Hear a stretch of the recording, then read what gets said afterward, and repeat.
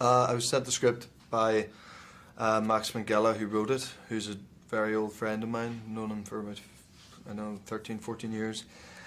And I knew he'd been writing this for a while, and the story had intrigued me. I'd never read the book, but as soon as I read it, I called him and I was like, I want to do this movie. It took me on a journey that I found fascinating, and I just thought, like, once we actually, if I'm finding it fascinating on the page, imagine how fun and cool a movie it could be. So I was sort of in from the start. I have read the book since. The character of Pascal, the doctor in the book, is played a lot older. And in fact, when I met Alex Aja, the director, after being sent the script, he urged me not to read the novel before we started filming, because he didn't want that portrayal, or the way he's portrayed in the book, to influence what I was going to do. So yeah, I didn't read it until after, but I love the book, but we've made a very different story, I think. Yeah, so I play Dr. Alan Pascal, who's a young sort of maverick neurologist who specialises in paediatric coma, and he's quite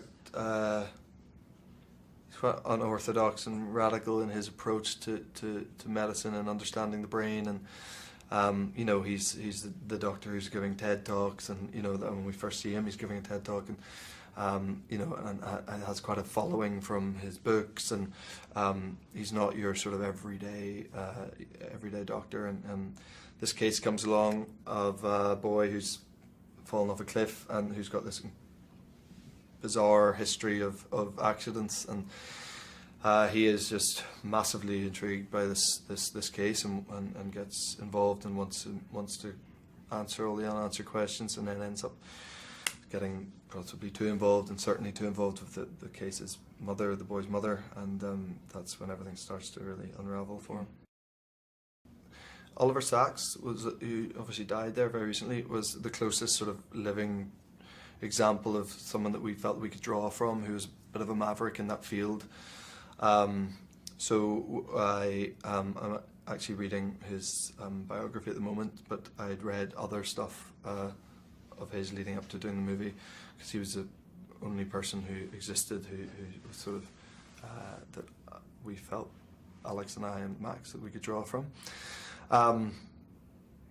Yeah, so and then read up as much sort of basic stuff that I could muster about that. I've a lot of doctors in my family, so I got little snippets of information from them as well. But we very much wanted it to be our own sort of portrayal, Yeah, I mean, it was great.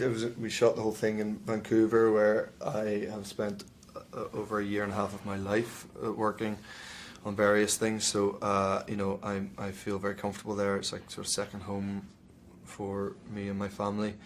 And Alex he's great. He's very giving. He knows what he wants, which I think is refreshing, and not always the directors have that clear an idea. I think they do, and then they get started and they sort of go, shit, I hadn't really thought this through. But he was quite a clear idea of how he wanted things to look, and a very particular style, but he made it very easy, yeah.